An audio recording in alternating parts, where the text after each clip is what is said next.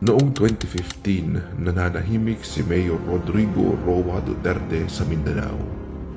Walang kaplano-plano tumakbong presidente. Hindi ako tatakbo ng presidente. The country does not need me. I do not have the ambition to be president. Mahal ng marami sa Davao dahil sa ipinamalas na katangi-tanging pamumuno at serbisyo sa gobyerno. Handa nang magretiro at ialay ang natitirang lakas para makasama ang pamilya at apo sa huling sandali ng kanyang buhay.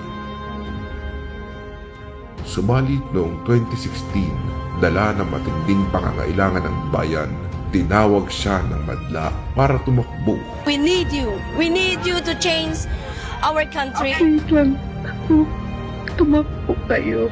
Sabay-sabay na tumakbo ang mga taga-suporta ni Davao City Mayor Rodrigo Duterte. Unti-unti lumakas ang panawagan hanggang sa di na ito napigilan.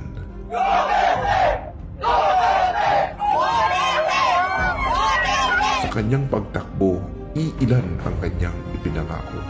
Lilinisin niya ang Pilipinas at susupilin niya ang droga. Binalaan niya ang mga Pilipino na kung siya ay mahalal, marami ang mananagot. Kriminal, sindikato, dorugista at kurakot. I will be forced to kill you. And you will be forced to kill me and the others. Because I have to protect the nation. Talagang yayarein ko kayo sa paghirap ninyo sa Pilipino. Marami ang natuwa, nagbunyi at sumang-ayon. Si Duterte ang kailangan ng bayan at nang siya'y naging Pangulo, tinupad niya ang lahat ng kanyang sinabi. Inialay niya ang lahat ng oras, galing at talino para sa Pilipino.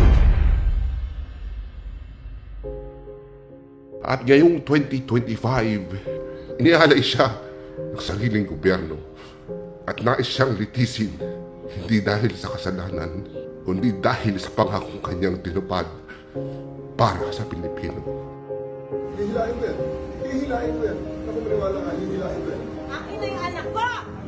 Akin na yung anak ko. Rodrigo Roa Duterte.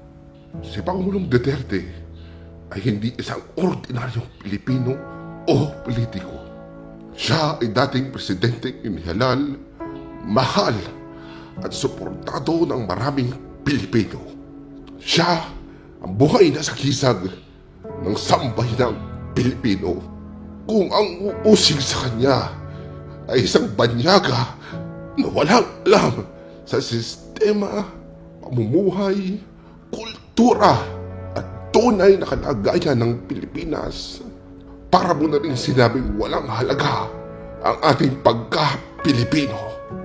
Tanggalin natin sa ating dugo ang kadenang inilagay ng nakaraang mang-usig at mananakop. Kastila, Hapon, Amerikano at ngayon, sariling gobyerno. Kaya kung ikaw ay isang Pilipino, makiisa at isigaw. Iuli ng buhi ang among amahan.